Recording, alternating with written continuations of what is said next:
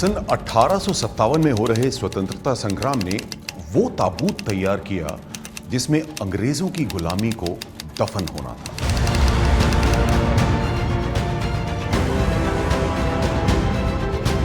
लेकिन एक विद्रोह ऐसा भी है जिसे आजादी के आंदोलन के इतिहास में वो स्थान नहीं मिला जो मिलना चाहिए था। जबकि इसी विद्रोह ने 1857 में तैयार हुए उस ताबूत में आखिरी कील ठोकने का काम किया। 1946 में बंबई के तट पर अंग्रेजों के खिलाफ शुरू हुआ रॉयल इंडियन नेवी का विद्रोह देखते देखते कराची से कलकत्ता तक फैल गया।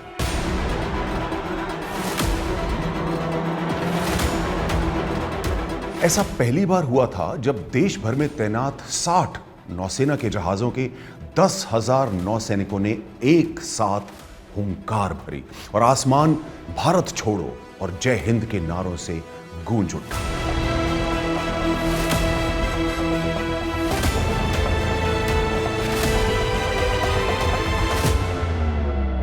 दूसरे विश्व युद्ध में अंग्रेजों ने रॉयल इंडियन नेवी में जमकर नौसैनिकों की भर्ती की। नतीजा यह हुआ कि 1939 में नौसैनिकों की जो संख्या थी वो 1945 आते आते 10 गुना बढ़ गई। विश्व युद्ध खत्म होने के बाद इन सिपाहियों से अंग्रेज ऐसा व्यवहार करते थे जो जानवरों से भी नहीं किया जा सकता।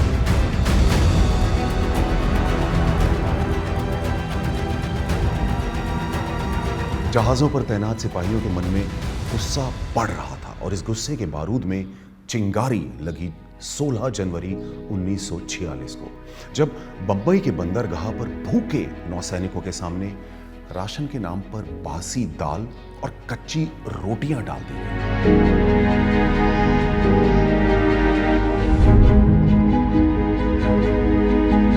जब इसकी शिकायत अंग्रेज अफसरों से हिंदुस्तानी सिपाही करते तो उन्हें जवाब मिलता, भिखारी वही खाता है जो उसे मिल जाए। अंग्रेज अफसरों को लगता था कि यह देश उनका गुलाम बना रहेगा, लेकिन उन्हें शायद इस मिट्टी का इतिहास ठीक से मालूम नहीं था।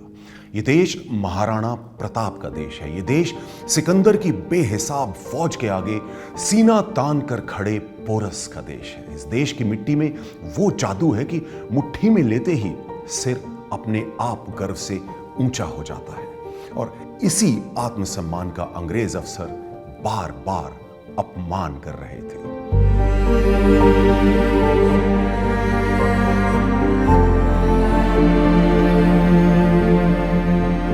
ठीक इसी समय नेताजी सुभाष चंद्र बोस की गठित की हुई आजाद हिंद फौज की कहानियां टकराईं बलई चंद दत्त से। बलई चंद दत्त जो कि रॉयल इंडियन नेवी में बतौर वायरलेस टेलीग्राफर भर्ती हुए थे।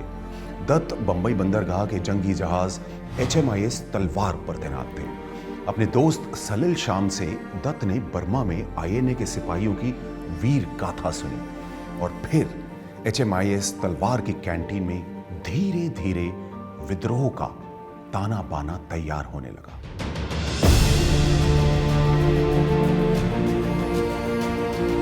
दत्त अपने साथी नौसैनिकों को कैंटीन में चाय पर बुलाते और सशस्त्र संघर्ष के लिए तैयार करते।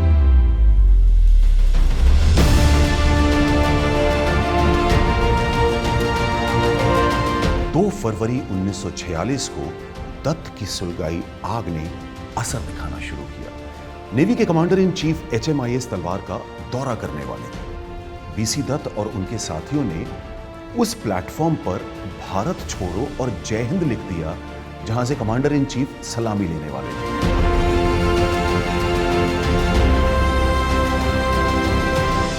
दत्त के हाथ में लगे गोंद की वजह से उनकी पहचान हो गई और उन्हें गिरफ्तार कर लिया गया।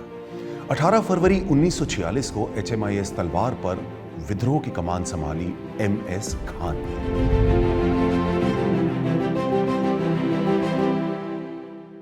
ठीक इसी समय कराची में HMIS हिंदुस्तान पर भी विद्रोह शुरू हो गया। HMIS तलवार से बगावती सिपाहियों ने देश भर में रेडियो मैसेज देने शुरू किए। और इस वजह से वह विद्रोह का केंद्र बन गया।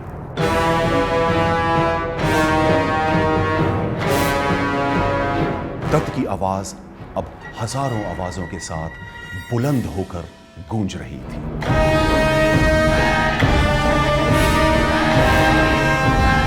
अब ये विद्रोह की आग बेकाबू हो चुकी थी। गेटवे ऑफ इंडिया के पास सभी विद्रोही इकट्ठे होने लगे। ताज होटल से लेक यॉट क्लब तक इन विद्रोही सिपाहियों के साथ आम जनता भी आ गई। अंग्रेजों ने पुलिस कार्रवाई करने और विद्रोह कर रहे सिपाहियों पर गोली चलाने के आदेश दे दिए, लेकिन पुलिस ने बगावती सिपाहियों पर गोली चलाने से इनकार कर दिया। आजादी अब बस 2 कदम दूर खड़ी दिखाई दे रही थी, क्योंकि बंबई से कलकत्ता तक नारे, विरोध और प्रदर्शनों का जो दौर शुरू हुआ, उससे अंग्रेज हुकूमत बुरी तरह हिल गई थी। अफवाह फैली कि अंग्रेज अफसर इन सिपाहियों तक राशन नहीं पहुंचने देंगे और आखिरकार भूखे प्यासे विद्रोही घुटने टेक देंगे।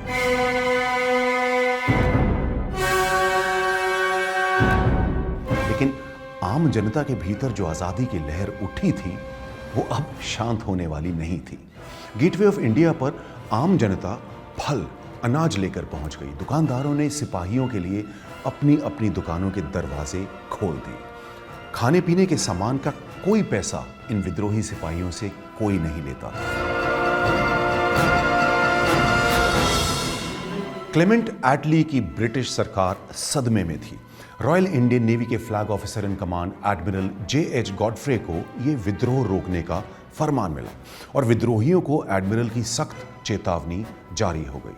विद्रोह के तीसरे दिन रॉयल एयरफोर्स के बमवर्षक फाइटर बंबई बंदरगाह के आसमान पर मंडराने लगे।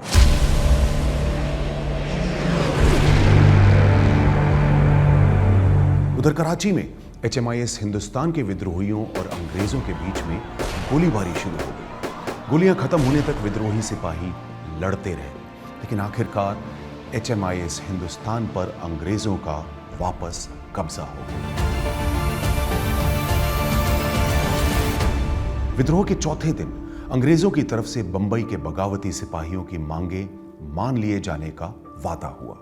खाने की गुणवत्ता से लेकर तनख्वाह बढ़ाने तक की मांगे मान ली गई और साथ साथ विद्रोही सिपाही INA के युद्ध बंदियों को छोड़े जाने की मांग भी कर रहे थे, जिस पर अंग्रेज सरकार ने विचार करने की बात कही। महज 4 दिन तक चले इस विद्रोह ने अंग्रेज हुकूमत की जड़ें तक हिलाकर रख दी।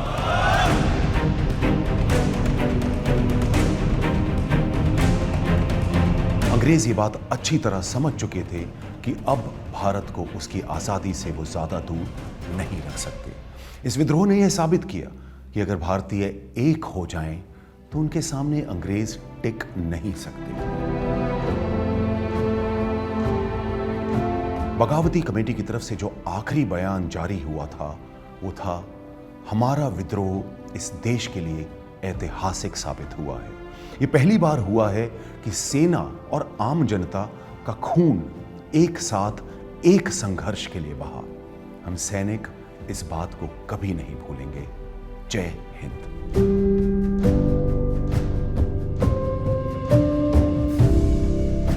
इन सिपाहियों के जुनून और जज्बे को सलाम करता है ये देश, और शायद इसी जिद और जुनून के लिए आजादी की लड़ाई में शहीद बिस्मिल ने कभी झूम के ये गीत गाया था, सरफरोशी की तमन्ना अब हमारे दिल में है, देखना है जोर कितना बाजुए कातिल में है।